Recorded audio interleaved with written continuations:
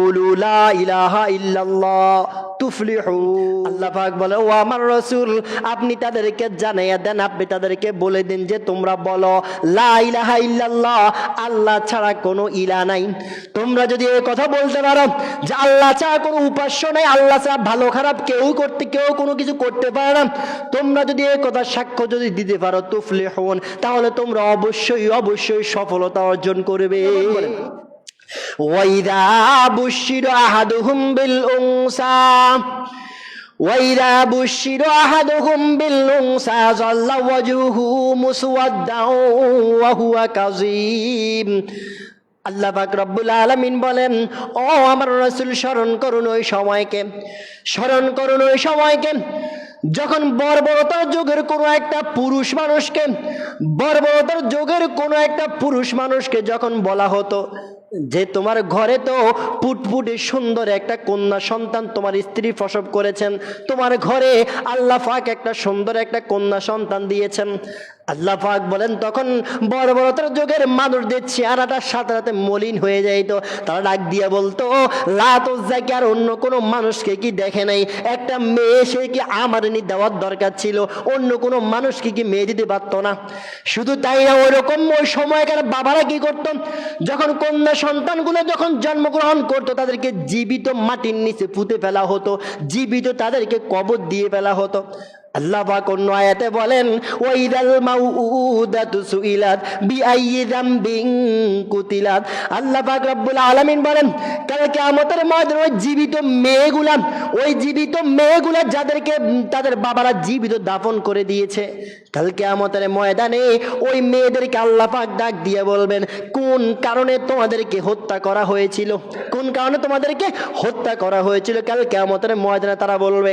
তার মানে এমন একটা সময় ছিল, বর্বরতার যুগে নারীরা যখন জন্মগ্রহণ করত, কোনো অধিকার তো দূরের কথা, একটা ছোট বাচ্চা যখন জন্মগ্রহণ করত, বাবারা লজ্জায় মানুষদেরকে মুখ দেখাইতে পারত না, সাথে সাথে ওই বাচ্চাদেরকে জীবিত তারা কবর দিয়ে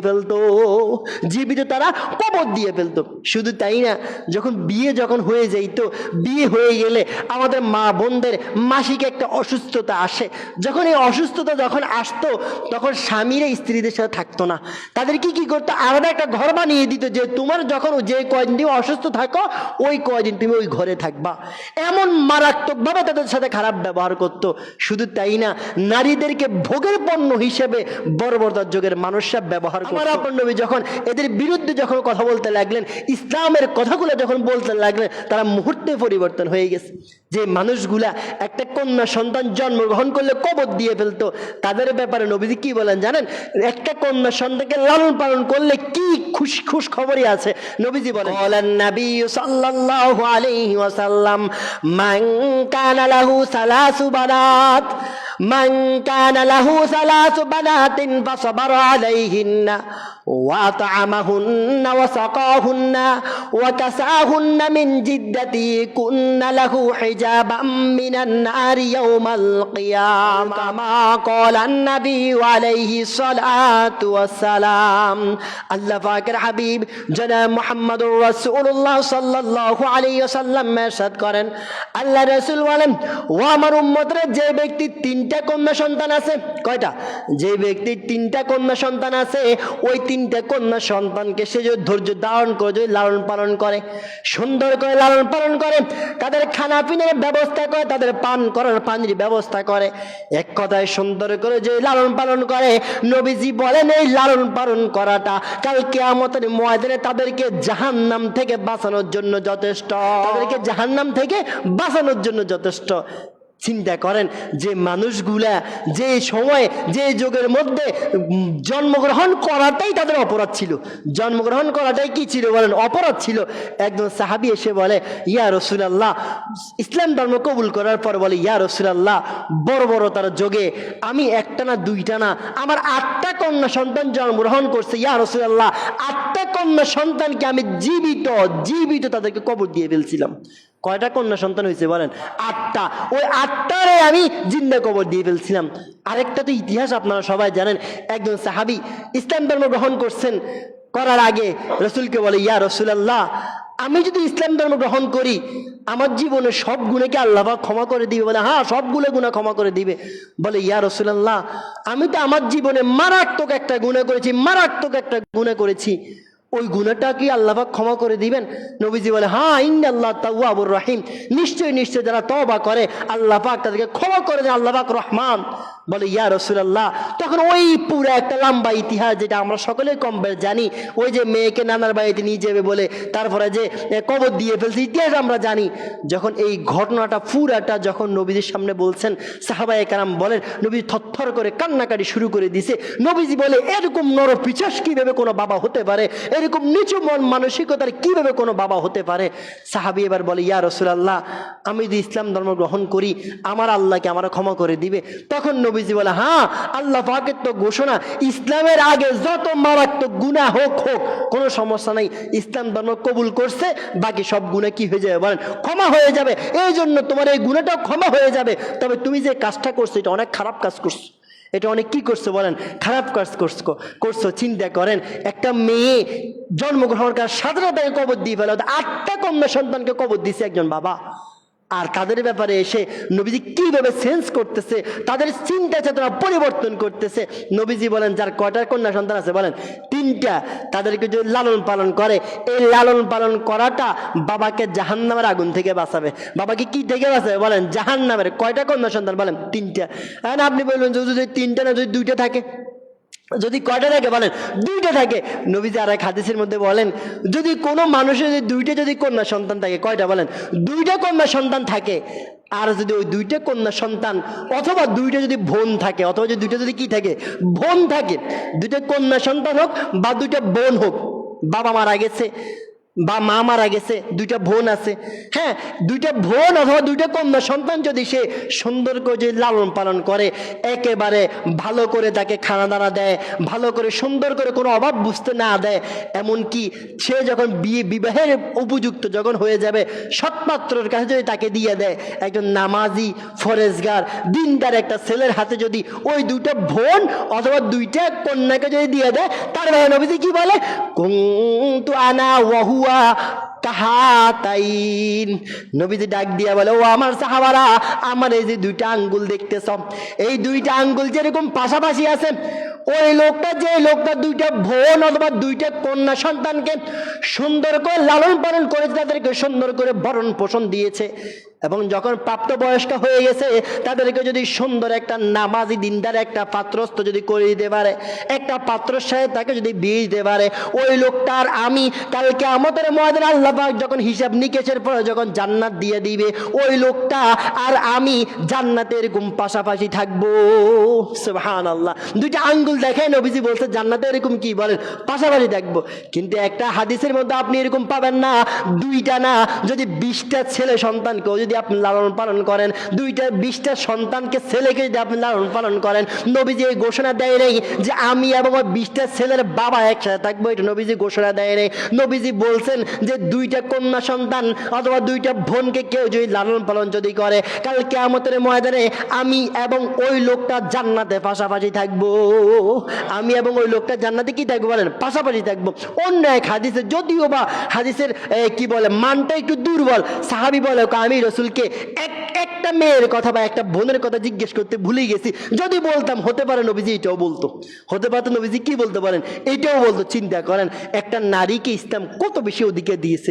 কিন্তু আজকে তো আমাদের সুশীল কিছু নারীরা আছে না, বলে ইসলাম নারীকে কি অধিকার দিয়েছে। আরে বেকুব, 1400 বছর আগের ইতিহাস খুলে দেখো, তুমি নারীর জন্ম নিলেই তোমার বাবার মুখ কালো হয়ে যেত, সেই জায়গায় ইসলাম এসে কত সুন্দর অধিকার দিয়েছে, কত সুন্দর মেয়ে হোক বা বোন হোক, কত সুন্দর অধিকার। আর যদি সে স্ত্রী হয়ে যায়, একজন যদি স্ত্রী হয়ে যায়, তার কি অধিকার? অনেক অধিকার আছে। এক জায়গায় নবীজি বলেন ক্বালান নবী সাল্লাল্লাহু আলাইহি ওয়াসাল্লাম খায়রুকুম লিআলিহি ওয়া আনা খায়রুকুম লিআলি, আও কামা ক্বালান নবী আলাইহি সালাতু ওয়াসসালাম। আল্লাহ পাকের হাবিব জনাব মুহাম্মদুর রাসূলুল্লাহ সাল্লাল্লাহু আলাইহি ওয়াসাল্লাম ইরশাদ করেন, আল্লাহ রাসূল বলেন ও আমার উম্মতরা, তোমরা কি জানো দুনিয়ার সব থেকে উত্তম কোন ব্যক্তি? তোমরা কি জানো? আমি রাসূল ঘোষণা করতেছি দুনিয়ার সব থেকে উত্তম ব্যক্তি হচ্ছে ওই ব্যক্তি যে ব্যক্তি তার স্ত্রীর কাছে ভালো। যত বড় আল্লাহ ওয়ালাই হোক না কেন, যত বড় মুফতি মুহাদ্দিস হোক না কেন, যত বড় এমপি মন্ত্রী মিনিস্টার হোক না কেন, যদি সে তার স্ত্রীর কাছে ভালো না হয়, রাসূল বলে আমি বলে দিতেছি সেই লোকটা ভালো না। যে লোকটা তার স্ত্রীর কাছে ভালো, বুঝবা সেই লোকটাই ভালো। ও আনা খায়রুকুম লিআহলি, নবীজি তারপরে বলে ও আমার উম্মতরা তোমরা ভালো করে শোনো, আমি রাসূলের অনেকগুলো স্ত্রী ছিল, আর আমি রাসূল ঘোষণা করতেছি আমি আমার সবগুলো স্ত্রীর কাছে আমি ভালো। আমি আমার সবগুলো স্ত্রীর কাছে কি আমি ভালো।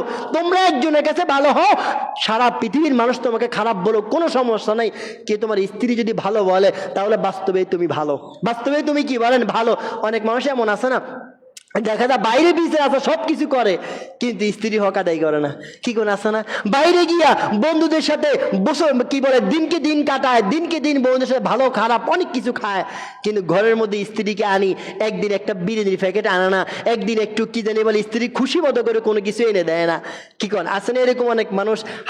কালকে আমাদের হিসাব দিতে হবে, কালকে আমাদের হিসাব দিতে হবে আপনি আপনার স্ত্রীর সাথে কিরকম আচরণ করেছেন। নবী জীবন ওই ব্যক্তি উত্তম যে ব্যক্তি কার কাছে উত্তম বলেন, তার স্ত্রীর কাছে। তাহলে প্রাধান্য দিয়েছেন কাকে বলেন, স্ত্রীকে। প্রাধান্য দিয়েছেন কাকে বলেন, স্ত্রীকে। দুনিয়ার মানুষ আপনাকে ভালো বলবে কিন্তু নবীজি বলে আমি ভালো বলবো না, আমি ভালো বলবো কাকে বলেন, যে ব্যক্তি কার কাছে ভালো, তার স্ত্রীর কাছে ভালো। যে ব্যক্তি কার কাছে ভালো, তার স্ত্রীর কাছে ভালো। এই জন্য একজন স্বামী কি রকম তার আসল সার্টিফিকেট যদি ছেলেমাদের কাছ থেকে না নিয়ে যদি স্ত্রীর কাছ থেকে নেওয়া লাগতো তাহলে বুঝতেন যে একজন পুরুষ কতটা ভালো। কি বলেন, চারিত্রিক সার্টিফিকেট কার কাছ থেকে নিই আমরা বলেন, কার কার কাছ থেকে নি? চেয়ারম্যান তো জানে না আমার চরিত্রে কি খবর। আমার চরিত্রের খবর জানে কে বলেন, আমার চরিত্রের খবর জানে কে? আমার স্ত্রী জানে আমার চরিত্রে কি খবর। আমি বাইরে কয়েকজনের সাথে পরকীয়া করি, আমি বাইরে কয়েকজনের সাথে খারাপ কাজ করি, আমার মোবাইলে কোন কোন মেয়ে মেসেজ দেয় এটা পৃথিবীর কোনো মানুষ জানে না। এটা জানে কে বলেন, এটা জানে কে? আমার স্ত্রী। আমার 4 দেয়ালের ভিতরে প্রতিদিন যে আমার স্ত্রীর সাথে পরকীয়ার কারণে ভেজাল হয় এটা বাইরে মানুষ জানে না। আমি বাইরে পরকীয়ার বিচার করি, আমি বাইরে জানাবে বিচারের বিচার করি, কিন্তু ঘরের মধ্যে আমার স্ত্রী জানে আমার চরিত্রের খবর কি। কি কোন আছে না?